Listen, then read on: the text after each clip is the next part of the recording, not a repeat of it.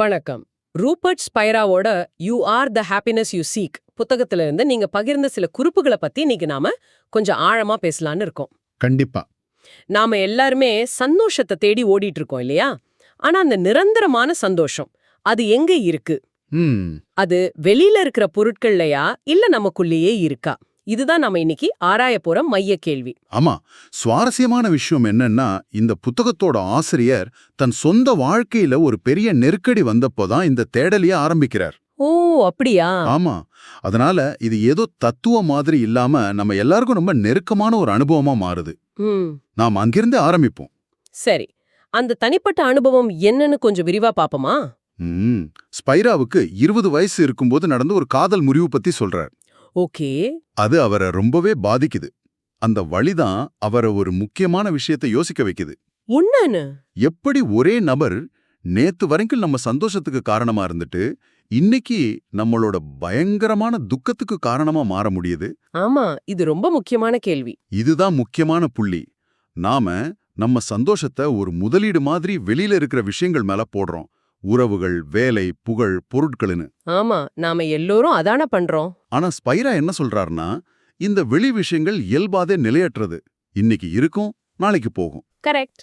நாம நம்ம மொத்த சந்தோஷத்தையும் இப்படி நிலையற்ற ஒரு விஷயத்துல கட்டும்போது அது உடையறப்போ நாமளும் சேர்ந்து உடைஞ்சிடுறோம். இந்த புரிதல் தான் அவரோட பயணத்தை தொடங்குது. அப்போ நாம பண்ற தப்பு மகிழ்ச்சியை வெளியில தேடுறது தான்.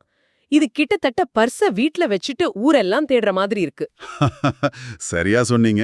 இந்த கருத்தை விளக்க கவிஞர் ரூமியோவோட ஒரு பிரபலமான கதை இருக்கு இல்லையா? ஆமா, ரொம்ப அழகான கதை அது. கெய்ரோவை சேர்ந்த ஒருத்தனுக்கு ஒரு கனவு வருது. ம் பாக்தாதுல ஒரு வீட்டுக்கு அடியில புதையல் இருக்குன்னு அந்த கனவு சொல்லுது. ம் உடனே இவன் ஒரு பெரிய பயணத்தை தொடங்கி பல கஷ்டங்களுக்கு அப்புறம் பாக்தாத் அடையறான். சரி.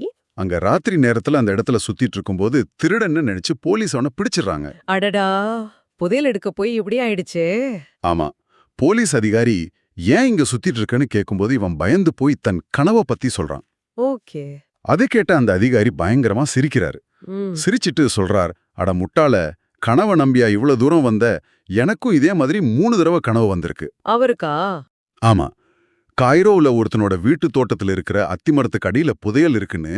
ஆனா நான் என்ன முட்டாளா அதை நம்பி கைரோவுக்கு போகன்னு கேக்குறார். ஓ, இப்போ புரியுது. அந்த அதிகாரி சொன்ன வீடு இவனோட வீடுதான். அதேதான், அந்த அதிகாரி சொன்ன அடையாளங்களை வச்சு அது தான் வீடுதான்னு உணர்ந்த அந்த பயணி உடனே கைரோவுக்கு திரும்பி போறான்.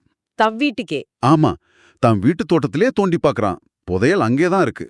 இது ஒரு உருவகம். நாம தேடுற மகிழ்ச்சிங்கிற புதையல் பாக்தாத் மாதிரி ஏதோ ஒரு தூரமான இடத்துல இல்ல, அது நமக்குள்ளே தான் இருக்கு. சரியா சொன்னீங்க. ஹாஹா, நிஜம்தான். ஸ்பைரா இந்த கருத்தை இன்னும் ஒரு படி மேல கொண்டு போறாரு. மகிழ்ச்சி வெளி சூழ்நிலைகளை பொறுத்ததுங்கிற இந்த நம்பிக்கைய அவர் அசல் பெருந்தொற்று, அதாவது தி ஒரிஜினல் பேண்டமிக்னு சொல்றாரு. ஆமா, ரொம்ப சக்தி வாய்ந்த வார்த்தை அது. ஏன் அப்படி சொல்றாரு? ஏன்னா இது நம்பிக்கை ஒரு தனிப்பட்ட பிரச்சனை இல்ல. இது மனிதகுலம் மொத்தத்தையுமே பாதிச்சிருக்கிற ஒரு மனநோய் மாதிரி பரவி இருக்குன்னு அவர் சொல்றார். ம் இந்த நோயோட அறிகுறி தான் துன்பம். ம் இங்கதான் ஒரு முக்கியமான பார்வை மாற்றத்தை அவர் கொண்டு வரார். அது என்ன? பொதுவா நாம துன்பத்தை சந்தோஷத்துக்கு எதிரா பார்ப்போம். ஆனா ஸ்பைரா சொல்றார், துன்பம் சந்தோஷத்துக்கு எதிரி இல்ல, அது ஒரு அலாரம், ஒரு சமிக்ஞை. துன்பம் ஒரு சமிக்ஞையா? இது ஒரு புதுமையான பார்வை. நாம அத ஒரு எதிரி மாதிரி தானே பாக்குறோம். அதை தவிர்க்கணும், அதுல இருந்து தப்பிக்கணும்னு நினைக்கிறோம். ஆமா, ஆனா இது கிட்டத்தட்ட நம்ம உடம்புல வர்ற வலி மாதிரி. ஓகே. வலி வந்தா அதை வெறுக்கிறத விட ஓகே உடம்புல ஏதோ சரியில்லை கவனிக்கணும்னு அர்த்தம் எடுத்துக்கிறோம் இல்லையா? ஆமா, கரெக்ட். அதுபோல மனசுல வர்ற துன்பமும் நீ உன் இயல்பை விட்டு விலகி இருக்கிறாய், உள்ளே பார்னு சொல்ற ஒரு அலாரம் மாதிரி. வாவ். அப்போ துன்பம் வரும்போது நாம அந்த துன்பத்தை சரி செய்ய வெளியில ஓடாம, ஆமா, ஏன் இந்த துன்பம் வருது, நான் எதை தவறா புரிஞ்சுக்கிட்டேன்னு உள்நோக்கி பார்க்கணும்னு அவர் சொல்றார். நம்மளோட இயல்பான சந்தோஷம் இந்த தவறான நம்பிக்கையால மூடப்பட்டிருக்கு, திரையிடப்பட்டிருக்கு. அந்த திரைய விலக்குனா போதும்.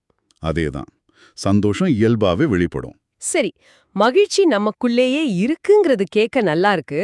ஆனா இது அனுபவபூர்வமா உணர்றது தான் கஷ்டம்.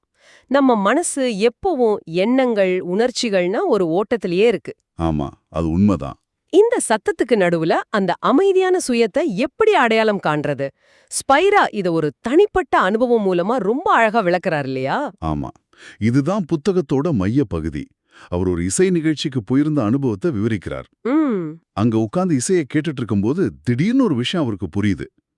அவர் இசையை மட்டும் கேட்கல, அவர் அந்த இசையை கேட்டு கொண்டிருப்பதை உணர்கிறார். ஓ, அந்த நொடியில அவர் அனுபவத்தை 3 அடுக்குகளா பார்க்கிறார். 3 அடுக்குகளா? அது எந்த? முதல் அடுக்கு வெளி உலகம், அதாவது இசை, கச்சேரி நடக்கிற அரங்கம், சுத்தி இருக்கிற மக்கள். சரி. இரண்டாவது அடுக்கு அவரோட உள் உலகம், அதாவது அந்த இசையை கேட்டு அவர் மனசுல ஓடுற எண்ணங்கள், அவருக்கு ஏற்படுற உணர்வுகள். ஓகே. ஆனா இது ரெண்டுக்கும் பின்னாடி 3வது ஒரு அடுக்கு இருக்கு. இந்த வெளி உலகத்தையும் உள் உலகத்தையும் அமைதியா எந்தவிதமான தலையீடும் இல்லாம வெறுமனே அறிந்து கொண்டிருக்கும் ஒரு உணர்வு. ஒரு விழிப்புணர்வு. கரெக்ட், ஒரு விழிப்புணர்வு. ஓகே. இந்த விழிப்புணர்வுங்கிற வார்த்தை ரொம்ப முக்கியமானது. இதை எளிமையா எப்படி புரிஞ்சுக்கிறது? இதை இப்படி யோசிச்சு பாருங்க. உங்க விழிப்புணர்வு ஒரு சினிமா தியேட்டர் திரை மாதிரி. திரை மாதிரியா? ஆமா, உங்க எண்ணங்கள், உணர்வுகள், சந்தோஷம், துக்கம் எல்லாம் அந்த திரையில ஓடுற படம் மாதிரி. படம் மாறும், சோகமான சீன் வரும், சந்தோஷமான சீன் வரும். ஆனா திரை எப்பவும் பாதிக்கப்படாம அமைதியா அப்படியே தான் இருக்கும். ஸ்பைரா சொல்றார், நாம படத்துல வர்ற கேரக்டர் இல்ல, நாம தான் அந்த திரை. வாவ். அந்த அடிப்படை நான் இருக்கிறேங்கிற உணர்வு தான் விழிப்புணர்வு. அதுக்கு எந்த குணமும் இல்ல, வடிவமும் இல்ல. அது ஒரு வெற்றுக்களம். அடடா, இது உண்மையிலே ஒரு பெரிய விஷயம். அப்போ நான் உண்மையில் யாரென்ற கேள்விக்கு பதில், என் பேரு, என் வேலை, என் குணம் இதெல்லாம் இல்ல. அதெல்லாம் இல்ல. அதையெல்லாம் கவனிச்சுக்கிட்டு இருக்கிற அந்த அமைதியான இருப்பு தான் நான். இது நம்மள பத்தி நம்ம நினைச்சிருக்கிற மொத்த கதையுமே மாத்திர மாதிரி இருக்கு. அதுதான், இதுதான் அடையாளத்தில் ஏற்படுற மிகப்பெரிய மாற்றம். நாம பொதுவா நான் கோபமான ஒரு நபர்னு சொல்வோம். ஆமா. இதுக்கு அர்த்தம் நான் விழிப்புணர்வுள்ள ஒரு நபர், எனக்கு கோபம் வருதுன்னு. ஆனா ஸ்பைலா சொல்ற உண்மையான புரிதல் என்னன்னா, நானே அந்த விழிப்புணர்வு. ஓ, கோபம், சந்தோஷம், நம்ம உடல், நம்ம மனசு, இது எல்லாமே அந்த விழிப்புணர்வுங்கிற திரையில தோன்றி மறையிற காட்சிகள் மட்டும்தான். இது ஒரு பெரிய திறப்பு தான். ஆனா தேரியா கேட்க நல்லா இருக்கு. இத அன்றாட வாழ்க்கையில இப்படி பயிற்சி பண்றது, இத நான் எப்படி செய்வது நீ கேக்குறவங்களுக்கு இந்த புத்தகம் ஏதாவது வழி சொல்லுதா? நிச்சயமா இதுக்கு ஒரு ரொம்ப எளிமையான ஆனா சக்தி வாய்ந்த பயிற்சி அவர் தர்றாரு. அப்படியா? ஒரு பிரபலமான குழந்தைகள் புத்தகத்தோட தலைப்பை வச்சு இதை உருவாக்குறார். அந்த புத்தகத்தோட பேரு ஆர் யூ மை மதர். ஓ, அந்த புத்தகத்தை அடிப்படையா வச்சா சுவாரஸ்யமா இருக்கே. பயிற்சி என்ன? பயிற்சி இதுதான். உங்க மனசுல ஒரு எண்ணம், ஒரு உணர்வு, ஒரு உடல் வலின்னு எது வந்தாலும் சரி, அதை அமைதியா கவனிச்சு அதுகிட்ட மனசுக்குள்ளே கேட்கணும். என்னன்னு? நீ என் சுயம்தானா? Are you my self? உதாரணமா, திடீர்னு ஒரு சோகமான உணர்வு வருது. உடனே அதை பார்த்து கேட்கணும், சோகமே, நீ என் உண்மையான சுயமா? பதில் என்னவா இருக்கும்? பதில் எப்போதுமே இல்லைன்னு தான் இருக்கும். இல்ல. ஏன்னா சோகம் ஒரு உணர்வு, அது வருது, கொஞ்ச நேரம் இருக்கு, அப்புறம் போயிடுது. அது நீங்க இல்ல. நான் அந்த சோகத்தை அறிந்து கொண்டிருக்கும் அந்த மாறாத விழிப்புணர்வு. சரியா சொன்னீங்க. ஒரு கோபமான எண்ணம் வருது, நீ என் சுயமா? இல்ல. ஒரு பயம் வருது, நீ என் சுயமா? இல்ல. நீங்க அந்த உணர்வை அறிகிறவர். ஆனா ஒரு சந்தேகம். நம்ம கவனத்தை எண்ணத்திலிருந்து எடுத்துட்டா அந்த பிரச்சனை தீர்ந்துடுமா? உதாரணமா, வேலையில ஒரு பெரிய டென்ஷன் இருக்கு. அந்த டென்ஷன் பத்தின எண்ணத்தை இது நான் இல்லன்னு ஒதுக்கிட்டா அந்த வேலையில இருக்கிற பிரச்சனை அப்படியே தானே இருக்கும். நிஜம்தான். இது ஒரு விதமான தப்பித்தல், எஸ்கேபிசம் மாதிரி ஆயிடாதா? ரொம்ப முக்கியமான கேள்வி இது. ஸ்பிரா சொல்றது பிரச்சனைய புறக்கணிக்க சொல்லியோ அல்லது உணர்வுகளை அடக்க சொல்லியோ இல்ல. அது தப்பித்தல் வாதம். அப்போ இங்க நடக்கிறது அதுக்கு நேர் எதிரானது. நீங்க அந்த டென்ஷனான உணர்வோட உங்களை அடையாளம் காணும்போது நீங்க முழுவதுமா அந்த உணர்வால ஆட்கொள்ளப்படுறீங்க. ஆமா, அப்போ தெளிவா சிந்திக்க முடியாது. கரெக்ட். ஆனா இந்த டென்ஷன் நான் இல்ல, இது எனக்குள்ள தோன்றி மறையும் ஒரு உணர்வுன்னு நீங்க உணரும்போது அந்த உணர்வுக்கும் உங்களுக்குமான ஒரு இடைவெளி உருவாகுது. ஓ, அந்த இடைவெளி தான் முக்கியமா? ஆமா, அந்த இடைவெளியில இருந்து நீங்க அந்த டென்ஷனை ஒரு சாட்சியா பார்க்க முடியும். அந்த உணர்வோட பிடியில சிக்காம வேலையில இருக்கிற பிரச்சனையை எப்படி தீர்க்கலாம்னு ஒரு அமைதியான தெளிவான மனநிலையிலிருந்து உங்களால யோசிக்க முடியும். அப்போ இது உணர்வுகளை விட்டு ஓடுறதில்ல?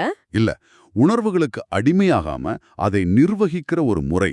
இதத்தான் அவர் சுய விசாரணை, செல்ஃப் என்கொயரிங்கிறார். ரொம்ப அழகா விளக்குனீங்க. அப்போ இதன் மொத்த அர்த்தம் என்னன்னா, மகிழ்ச்சிக்கான தேடல் என்பது வெளியிலிருந்து புதிதாக எதையாவது சம்பாதிப்பதோ சேர்ப்பதோ இல்ல. இல்லவே இல்ல. சந்தோஷமான இயல்பை திரிச்சறியறதுதான். இது தேடுவதிலிருந்து காண்பதற்கு மாறும் ஒரு பயணம். சரியா சொன்னீங்க. இது நம்மள சிந்திக்க வைக்கிற ஒரு இறுதி எண்ணத்துக்கு இட்டு செல்லுது. சொல்லுங்க. இந்த புத்தகம் சொல்றபடி பார்த்தா நம்மளோட எல்லா துன்பங்களுக்கும் அடிப்படையான காரணம் ஒரு வகையான அடையாள திருட்டு. அடையாள திருட்டா? ஆமா, நம்ம மனசு வழியா கடந்து போற ஒவ்வொரு எண்ணத்தையும் உணர்வையும் இதுதான் நாம தவறா நம்பிடுறோம். நம்ம அடையாளத்தை அதுங்க திருட நாமளே அனுமதிக்கிறோம். ஆனா உண்மையில நாம யாருன்னா, இந்த எண்ணங்களும் உணர்வுகளும் தோன்றி மறையிற அந்த பரந்த அமைதியான பாதிக்கப்படாத விழிப்புணர்வு தான் நாம. அப்படியானா உங்களுக்காக நாங்க விட்டுச் செல்லும் கேள்வி இதுதான். ஒவ்வொரு முறையும் கோபம், பயம், கவலை போன்ற உணர்வுகள் வரும்போது நான் கோபமாக இருக்கிறேன் என்று சொல்வதற்கு பதிலாக கோபத்தை உணரும் விழிப்புணர்வாக நான் இருக்கிறேன் என்று உங்களுக்கு நீங்களே சொல்லிக்கொண்டால் என்னாகும்? ஒவ்வொரு கடந்து செல்லும் எண்ணத்துடனும் உணர்வுடனும் உங்களை அடையாளம் காண்பதை நிறுத்திவிட்டு அவற்றை வெறுமனே கவனிக்கும் அந்த அமைதியான திரையாக நீங்கள் இருந்தால் உங்கள் அன்றாட வாழ்க்கையில என்ன மாற்றம் ஏற்படும் யோசிச்சு பாருங்க.